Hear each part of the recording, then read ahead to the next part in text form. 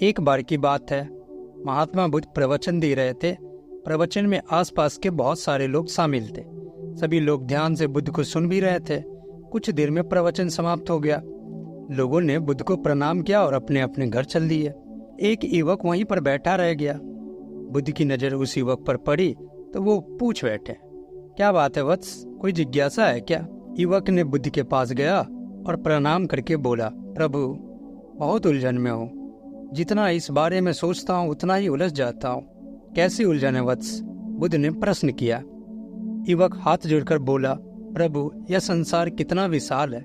संसार में लाखों करोड़ों लोग निवास करते हैं। उनमें भी एक से बढ़कर एक विद्वान, कलाकार, योद्धा।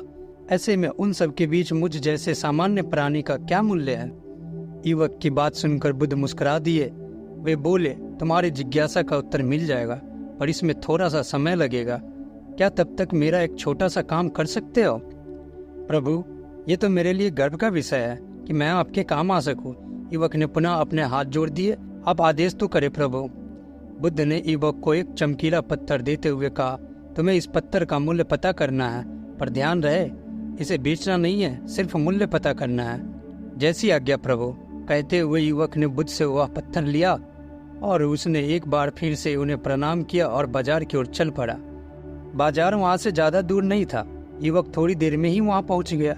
सुबह का समय था, इसलिए बाजार अभी ठीक से लगा नहीं था। वहां पर इक्का दुक्का दुकानदार ही थे। युवक ने जिज्ञासावश इधर उधर नजर दौड़ाई। उसे एक पेड़ के नीचे एक दुकानदार नजर आया।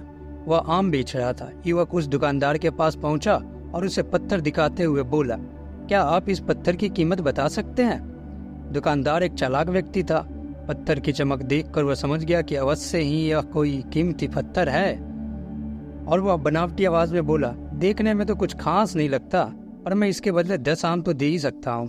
दुकानदार की बात सुनकर युवक को हल्का सा क्रोध आ गया और मन ही मन बुदबुदाया, यह आदमी मुझे बेवकूफ समझता है। इतना सुंदर पत्थर और इसका मूल्य सिर्फ 10 आम?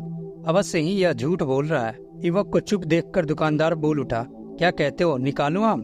पर युवक ने दुकानदार को कोई जवाब नहीं दिया। वह चुपचाप आगे बढ़ गया। सामने एक सब्जी वाला अपनी दुकान सजा रहा था। युवक उसके पास पहुंचा और उसे पत्थर दिखाते हुए उसका मूल्य पूछा। उस पत्थर को देखकर सब्जी वाले की आंखें खुशी से चमक उठी और मन ही मन सोचने लगा, यह पत्थर तो बहुत ही कीमती जान पड़ता है। अगर यह मुझे मिल गया तो मजा ही आ जाए। क्या हुआ भाई, कहाँ खो गए? युवक ने दुकानदार से पूछा। सब्जी वाला चौंकता हुआ बोला, कुछ नहीं, मैं तो बस मन ही मन इसकी कीमत की गणना कर रहा था। वैसे मैं इस पत्थर के बदले एक बोरी आलू दे सकता हूँ। सब्जी वाले की चेहरे की कुटिलता देखकर युवक समझ गया कि यह दुकानदार भी मुझे मूर्ख बना रहा है। मुझे किसी और से इसका मूल्य पता करना चाहिए।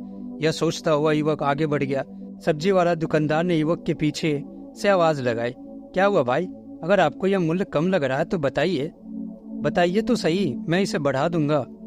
पर युवक ने उसकी बात पर ध्यान नहीं दिया। वह इधर उधर किसी ऐसे व्यक्ति को खोजने लगा जो जानकार हो और उस पत्थर की सही मूल्य बता सके। युवक को लग रहा था कि अवश्य ही यह कोई कीमती पत्थर है, शायद कोई जौहरी इसका सही मूल्य बता सके। यह सोचता हुआ युवक एक जौहरी की दुकान पर पहुंचा। जौहरी अपनी दुकान को अभी खोल ही रहा था। उसने युवक को अपनी दुकान की ओर आते हुए दूर से ही देख लिया था। साथ ही उसने युवक का हुलिया देखकर भी यह भांप लिया था कि वह कोई गरीब व्यक्ति है जो संभवतः कोई गहना बेचने आया होगा। जौहरी ने हाथ जोड़कर युवक को नमस्कार किया और मुस्कुराकर पूछा, बताएं महोदय, मैं आपकी क्या सेवा कर सकता हूँ? युवक ने बुद्ध का दिया हुआ पत्थर अपनी हथेली पर रख दिया और बोला, इसका मूल्य पता करना था और कुछ नहीं। पत्थर को देखते ही जौहरी उसे पहचान गया कि यह बेशकीमती रूबी पत्थर है जो किस्मत वाले को मिलता है। वह बोला, पत्थर मुझे दे दो और मुझसे 1 लाख रुपए ले लो। कहते हुए जौहरी ने पत्थर लेने के लिए अपना दाहिनी हाथ बढ़ाया, पर तब तक युवक ने पत्थर को अपनी मुट्ठी में बंद कर लिया था। उसे पत्थर के मूल्य का अंदाजा हो गया था, इसलिए वह बुद्ध के पास जाने के लिए मुड़ गया। जौहरी ने उसे पीछे से आवाज लगाई, अरे रुको तो भाई, मैं इसके 50 लाख दे सकता हूँ। युवक को वह पत्थर बेचना तो था नहीं, इसलिए वह रुका नहीं और दुकान के बाहर आ गया। और जौहरी भी कम चालाक नहीं था। वह उस अनमोल पत्थर को किसी भी कीमत पर अपने हाथ से जाने नहीं देना चाहता था। वह दौड़कर उसके आगे गया और हाथ जोड़कर बोला, तुम यह पत्थर मुझे दे दो, मैं इसके बदले 1 करोड़ देने को तैयार। युवक को जौहरी की बातों में अब कोई रुचि नहीं रह गई थी। वह जल्दी से जल्दी बुद्ध के पास पहुंच जाना चाहता था, इसलिए न तो वह रुका और न ही उसने जौहरी की बात का कोई जवाब दिया। वह तेज तेज कदमों से बुद्ध के आश्रम की ओर चल पड़ा। जौहरी ने पीछे से आवाज लगाई, ये अत्यंत मूल्यवान पत्थर है, अनमोल है, तुम जितने पैसे कहोगे मैं दे दूंगा।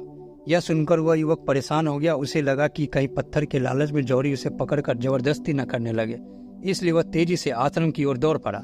युवक जब बुद्ध के पास पहुंचा तो वह बुरी तरह से हाँफ रहा था। उसे देखकर बुद्ध मुस्कुरा दिए, फिर भी उन्होंने अपने चेहरे से कुछ भी जाहिर नहीं होने दिया।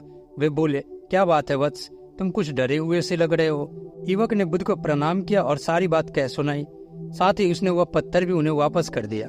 बुद्ध बोले, आम वाले ने इसका मूल्य 10 आम बताया, आलू वाले ने 1 बोरी आलू, और जौहरी ने बताया कि यह अनमोल है। इस पत्थर के गुण जिसने जितने समझे उसने इसका मूल्य उसी हिसाब से लगाया। ऐसे ही यह जीवन है। प्रत्येक व्यक्ति खान से निकले हुए एक हीरे के समान है, जिसे अभी तराशा नहीं गया है। जैसे जैसे समय की धार व्यक्ति को तराशती जाती है, व्यक्ति की कीमत बढ़ती जाती है। यह दुनिया व्यक्ति को जितना पहचान पाती है उसे उतना ही महत्ता देती है। कहते हुए बुद्ध एक क्षण के लिए रुके, फिर बोले, किंतु आदमी और हीरे में अंतर यह है कि हीरे को कोई दूसरा तराशता है और व्यक्ति को अपने आप को स्वयं ही तराशना पड़ता है। और जिस दिन तुम अपने आप को तराश लोगे, तुम्हें भी तुम्हारा मूल्य बताने वाला कोई न कोई जौहरी मिल ही जाएगा। दोस्तों, गौतम बुद्ध की यह कहानी आपको पसंद आई हो तो वीडियो को शेयर कर दे, लाइक कर दे, चैनल को सब्सक्राइब कर दे। धन्यवाद दोस्तों।